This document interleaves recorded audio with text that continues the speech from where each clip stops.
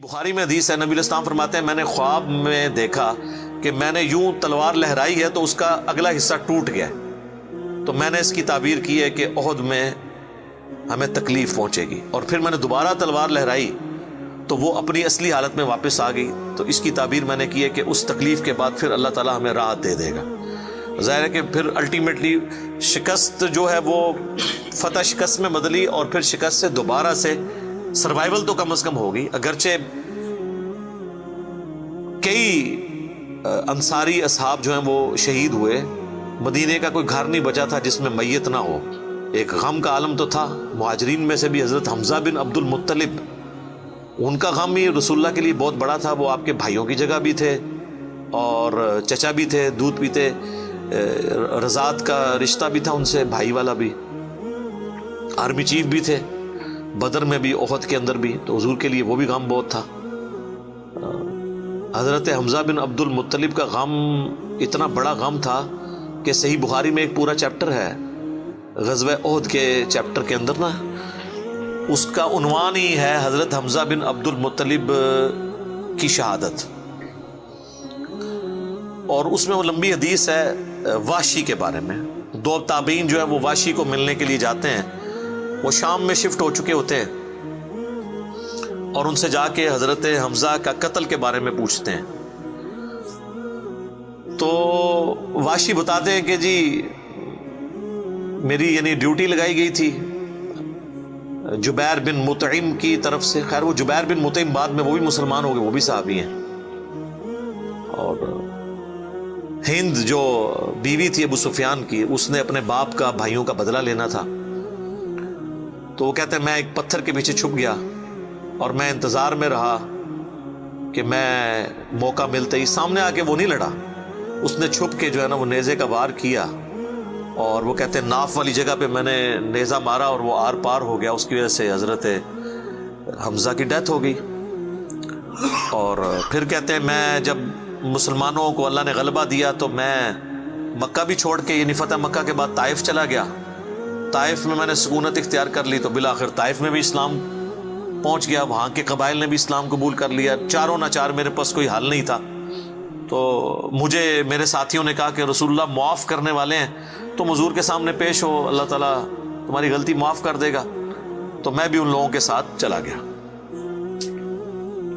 اب وہ نبی علیہ السلام کے سامنے پیش ہوئے، صحیح بخاری کے الفاظ ہیں کہ نبی علیہ السلام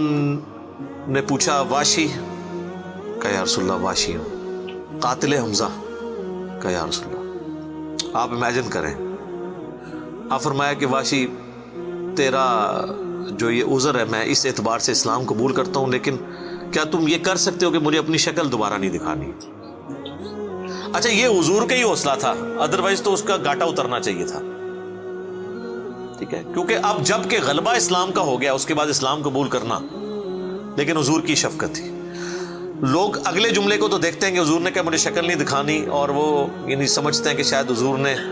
سختی کی ہے یا ایک فنیٹک اپروچ ہے، ایسا نہیں ہے۔ آپ دیکھیں کسی کی جان بخشی ہو گئی ہے، یہ چھوٹی بات ہے۔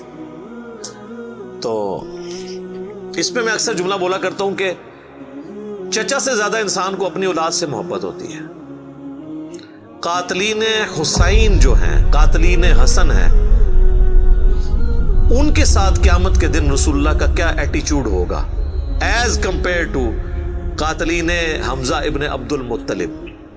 کوئی شخص دنیا میں کہہ سکتا ہے کہ جی مجھے اپنے چچا سے اپنی اولاد سے بھی بڑھ کے محبت ہے، تو اس کا تو ذہنی توازن بگڑا ہو تو لادہ بات ہے، یہ جھوٹ بول رہا ہوگا۔ تو یہ کربلا جو ہے یہ کوئی چھوٹی چیز نہیں میرے بھائیوں،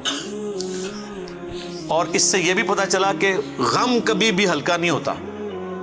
فتح مکہ کے بھی بعد کی یہ بات ہے، یعنی حضرت حمزہ کی شہادت کو کم از کم 5 سال تو گزر چکے تھے۔ 3 ہجری میں غزوہ احد ہوئی ہے اور 8 ہجری میں فتح مکہ، اس کے بھی بعد کا واقعہ ہے، یہ 8 کا بھی ہو سکتا ہے 9 کا بھی، چلو کم از کم بھی 5 سال۔ کسی نے حضور کو مشورہ نہیں دیا کہ سوگ تو 3 دن تک ہوتا ہے، لیکن یہ سوگ حمزہ نہیں تھا، یہ غم حمزہ تھا۔ ہم اختلاف کرتے ہیں سوگ حسین سے، غم حسین تو قیامت تک جاری رہے گا، جس میں یہ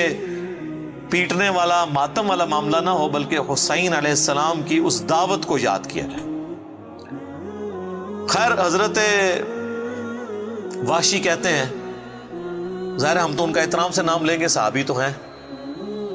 وہ کہتے ہیں کہ مجھے پوری زندگی اس بات کا غم تھا اور میں اللہ سے دعا کرتا تھا کہ اللہ مجھ سے نہ کوئی بڑا کام کروانا ہے۔ تو بخاری کے الفاظ ہیں، وہ کہتے ہیں جب مسیلمہ کذاب نے دعوی نبوت کیا تو میں نے اللہ سے دعا مانگی کہ اللہ میں نے اسلام کے سب سے بہترین شخص کو قتل کیا تھا، یعنی حمزہ کو، اس میں کوئی شک نہیں ہے، میرا تو اجتہاد ہے، اگر حضور کی وفات کے وقت حضرت حمزہ زندہ ہوتے نا تو پہلا خلیفہ حضرت حمزہ نے بننا تھا، کیونکہ خلفائے راشدین جب موجود تھے، جب تک خلیفہ راشد نہیں وہ بنے تھے ابو بکر، عمر، عثمان و علی، ان کی موجودگی میں بھی حضور نے اپنا آرمی چیف حضرت حمزہ کو بنایا ہوا تھا۔ بدر میں حضرت ابو بکر، عمر، عثمان و علی میں سے تو کوئی نہیں تھا حضور کی طرف سے آرمی چیف، یا حضور ظاہر ہے حضور علیہ السلام کو تو میدان جنگ میں وہ نہیں آنے دیتے تھے، خیمہ پیچھے لگاتے تھے۔ احد میں تو چونکہ کافر آپ کے خیمے تک پہنچ گئے نا، اس لیے پھر آپ کو فرنٹ سے لیڈ کرنا پڑا، ادروائز بدر و احد میں آپ خود آگے جا کے نہیں لڑے۔ اور حنین کے موقع پر بھی 12,000 کا لشکر تھا اور صرف 80 بندے رہ گئے تھے، صحیح بخاری میں آتا ہے 12,000 میں سے، اور حضور اکیلے آگے جا رہے ہیں۔ اور پھر آپ کی دلیری کی وجہ سے آپ نے، بخاری کے الفاظ ہیں، آپ نے زمین سے یوں مٹھی بھری مٹی کی اور یوں کافروں کی طرف بھیجی، اور قرآن میں اس کا ذکر ہے وَمَا رَمَيْتَ إِذْ رَمَيْتَ وَلَكِنَّ اللَّهَ رَمَىٰ، اے نبی جب تم نے وہ کنکریاں پھینکی تھی وہ تم نے تو نہیں پھینکی تھی، وہ تو اللہ نے پھینکی تھی،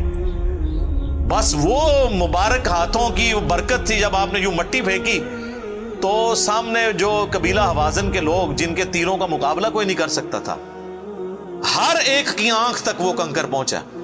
وہ اندھے ہو گئے، اور حضور فرنٹ سے لیڈ کرتے ہوئے انا النبی لا کذب، میں نبی ہوں اس میں کوئی شک نہیں، میں عبد المطلب کا بیٹا ہوں اس میں کوئی شک نہیں، یہ آپ علیہ السلام یہ اشعار پڑھتے ہوئے آگے گئے۔ تو نبی صلی اللہ علیہ وآلہ وسلم کے لیے حمزہ ابن عبد المطلب کی بڑی اہمیت تھی۔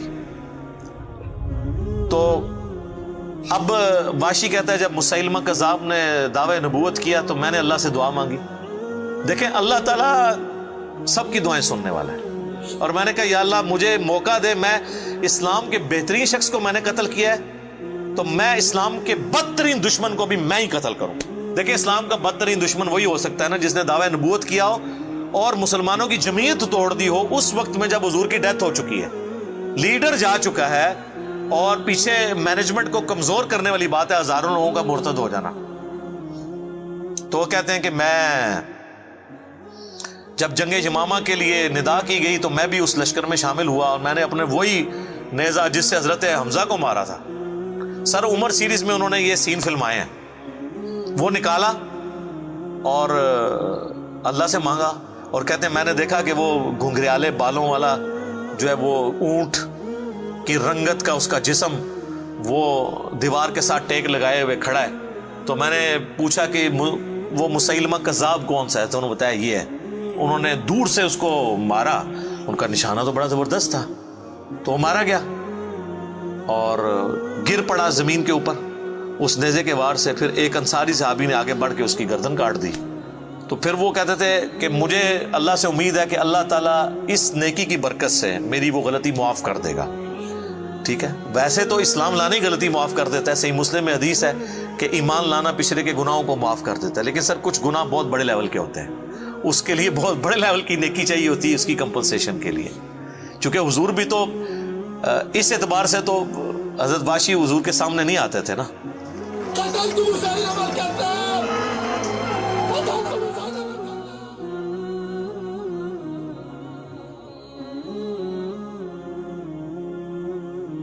اور یہ کتنی بڑی ان کے لیے تکلیف دہ چیز تھی کہ جس نبی کا کلمہ پڑھا ہے وہ کہہ رہے ہیں مجھے شکل نہیں دکھانی۔ آپ اس تکلیف کو سوچ سکتے ہیں۔ ہاں اب میں یہ سمجھتا ہوں، اللہ سے امید کرتا ہوں کہ قیامت والے دن حضرت واشی حضور کے سامنے اس اعتبار سے پیش ہو سکتے ہیں کہ مجھ سے یہ غلطی ہوئی تو یا رسول اللہ دیکھیں آپ کے سب سے بڑے دشمن کو بھی میں نہیں قتل کیا، تو یہ بہت بڑی سعادت ان کو ملی۔ رضی اللہ عنہم اجمعین وعلیہم السلام۔ صلاۃ بر محمد وآل محمد، اللہم صلی علی محمد وعلی آل محمد واصحابہ اجمعین الی یوم الدین۔